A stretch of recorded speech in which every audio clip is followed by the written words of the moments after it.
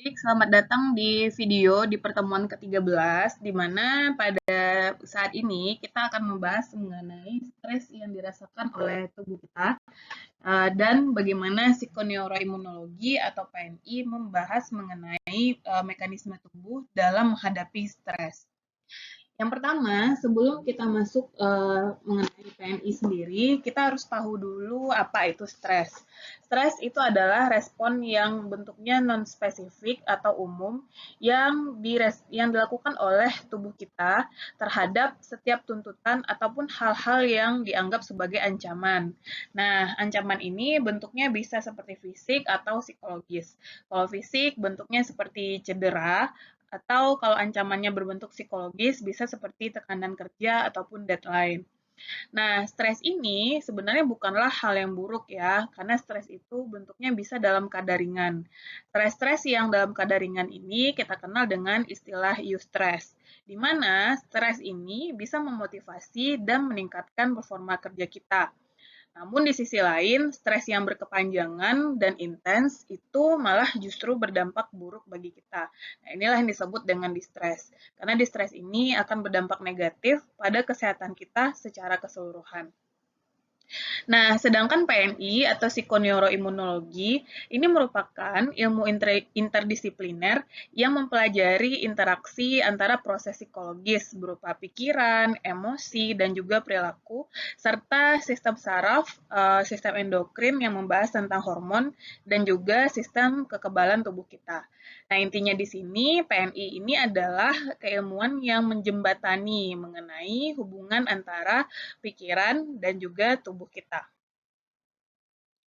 Nah, ketika tubuh kita mengalami stres, maka secara otomatis akan terjadi mekanisme stres, yaitu bagaimana respon tubuh terhadap stres tersebut.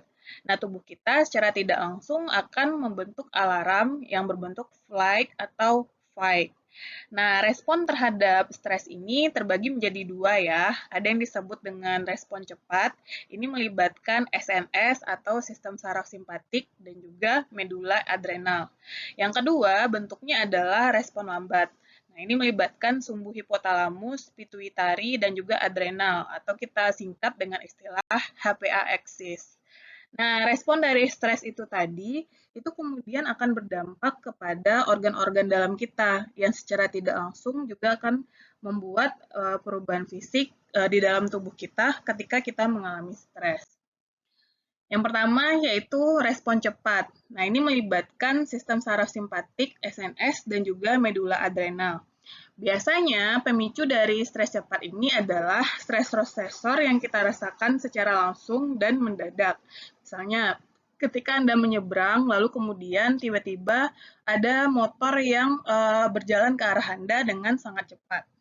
Nah, respon cepat ini prosesnya diawali dengan bagian otak, yaitu amigdala, yang kemudian mendeteksi kejadian tersebut menjadi sebuah ancaman. Dan amigdala kemudian mengirimkan sinyal ke sistem saraf simpatik. Nah, pada saat ini terjadi, sistem saraf simpatik kita langsung aktif. Nah, dia bekerja seperti seolah-olah menekan tombol panic button. Ketika ini terjadi, maka SNS memerintahkan medula adrenal, di mana letak medula adrenal ini adalah di bagian dalam kelenjar adrenal untuk melepaskan yang disebut dengan katekolamin. Nah, katekolamin ini adalah adrenalin atau jenisnya senyawa epinefrin dan juga noradrenalin atau norepinefrin. Nah, ketika kedua senyawa itu dilepaskan di dalam tubuh kita, maka secara fisik ini hitungannya detik ya, akan terjadi perubahan pada tubuh kita. Misalnya di jantung, denyut jantung kita menjadi meningkat sehingga tekanan darah juga meningkat. Nah, ini terjadi karena darah itu memompa lebih banyak ke otot kita. Lalu selanjutnya dalam pernafasan. Ketika kedua senyawa ini aktif, maka pernafasan kita menjadi lebih cepat. Ini terjadi karena suplai oksigen di tubuh kita itu meningkat. Dan energi kita juga meningkat ya, karena glukosa atau gula darah kita dilepaskan untuk energi kita dibakar menjadi lebih cepat. Nah, pada saat ini fokus kita juga menjadi lebih tinggi, dibuktikan dengan pupil yang melebar dan perhatian kita itu terfokus pada sesuatu yang kita anggap sebagai ancaman tadi. Nah, tubuh kita merespon ini tujuannya adalah agar kita secara fisik itu siap untuk melawan atau lari. Nah, itulah yang disebut dengan mekanisme fight or flight tadi, di mana ini adalah respon yang adaptif untuk ancaman jangka pendek bagi tubuh kita. Nah, yang kedua, ada yang disebut dengan respon lambat, di mana respon lambat ini yang bekerja adalah sumbu hipotalamus pituitari adrenal atau disingkat dengan HPA aksis.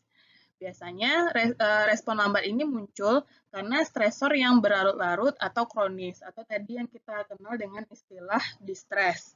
Proses terjadi ketika hipotalamus atau bagian dari otak itu mendeteksi adanya stres, dan hipotalamus ini kemudian melepaskan CRH, yaitu kortikotropin dan relaxing hormone. Ketika ini terjadi, kelenjar pituitari juga merangsang CNH tersebut untuk melepaskan ACTH atau adrenocorticotropic hormone ke dalam aliran darah.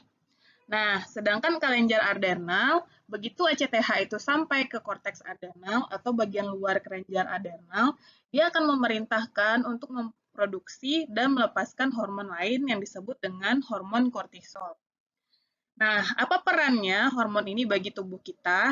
Di mana hormon kortisol itu akan meningkatkan energi.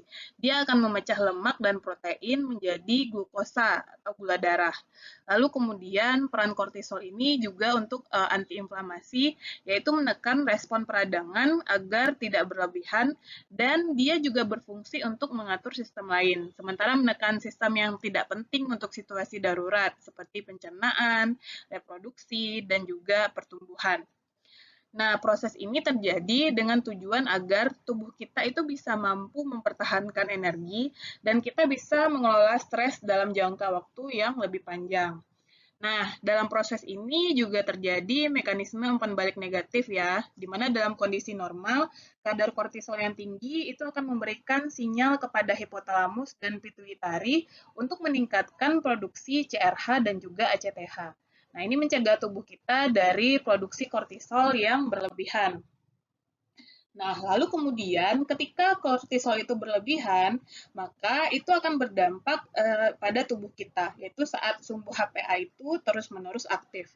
Masalah utama yang terjadi adalah eh, tubuh kita terpapar kadar kortisol yang tinggi dalam waktu yang lama, sehingga mekanisme umpan balik negatif bisa menjadi tumpul ataupun tidak efektif.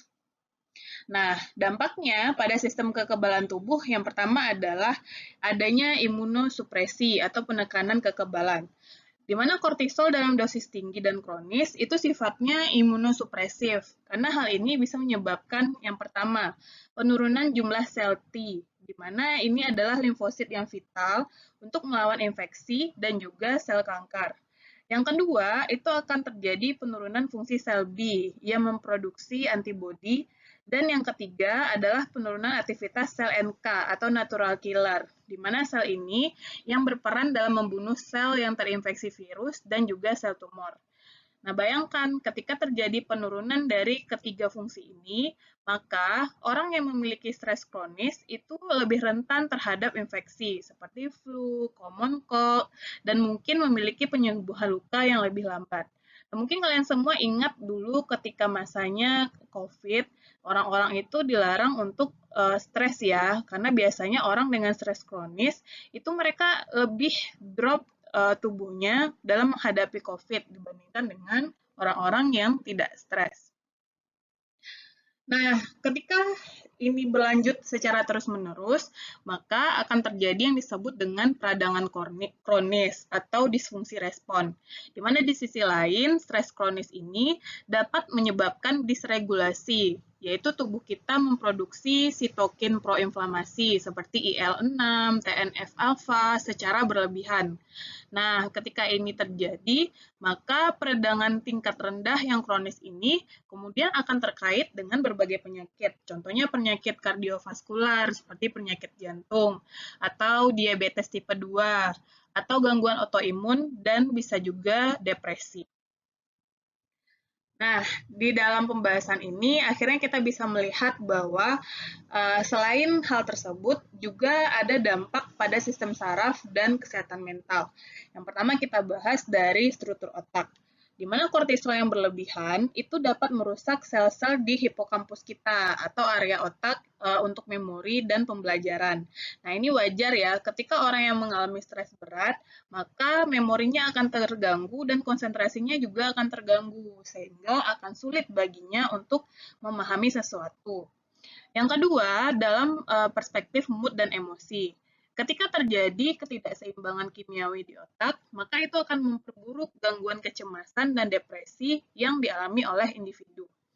Yang ketiga adalah kelelahan dan gangguan tidur, di mana sistem tubuh kita yang selalu tersetting di mode awas menyebabkan diri kita menjadi lelah secara kronis. Makanya ini mengakibatkan siklus tidur kita yang sulit.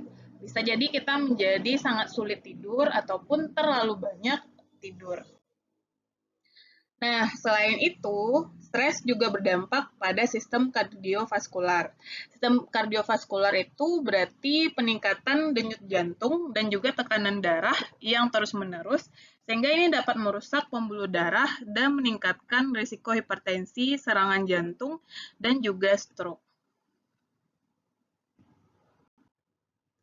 Nah, lalu kemudian pada sistem pencernaan, stres ini dapat memperburuk kondisi kita sehingga akan kemungkinan memperburuk emah, lalu memunculkan GERD atau asam lambung dan adanya IBS atau irritable bowel syndrome.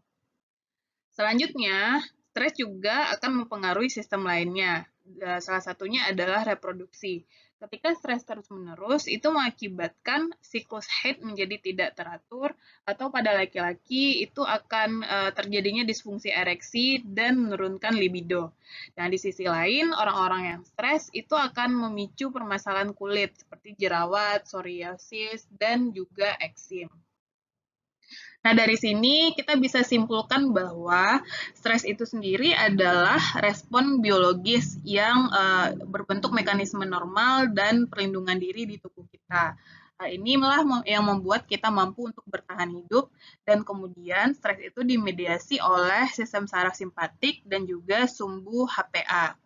Yang kedua, ada yang disebut dengan stres akut atau jangka pendek. Karena umumnya stres akut ini tidak berbahaya dan justru dia protektif ya, bisa meningkatkan motivasi kita di dalam kehidupan. Yang ketiga, ada yang disebut dengan stres kronis atau stres jangka panjang. Nah, ini adalah masalah utama, di mana ketika stres kronis terus-menerus terjadi, maka tubuh kita menghasilkan kortisol dalam jumlah yang besar. Paparan kortisol yang terus-menerus ini bisa mengganggu keseimbangan tubuh, termasuk juga sistem kekebalan tubuh melalui mekanisme psikoneuroimunologi. Dan selanjutnya kita bisa melihat bahwa adanya hubungan yang sangat nyata antara pikiran dan tubuh, di mana kondisi mental dan emosional kita secara langsung itu pasti mempengaruhi kesehatan fisik kita, begitu juga sebaliknya. Nah, kunci dari permasalahan ini adalah adanya manajemen stres, di mana ketika kita memahami manajemen stres, berarti kita bisa menekan stres dan menjaga kesehatan kita secara holistik. Dan yang bisa kita lakukan adalah berbagai teknik seperti meditasi, mindfulness, olahraga teratur, tidur yang cukup, dukungan sosial, dan juga nutrisi yang baik yang keseluruhannya telah terbukti dapat menurunkan aktivitas sumbu HPA dan memperbaiki regulasi sistem kekebalan tubuh. Nah, baiklah, sekian saja materi kita pada video kali ini.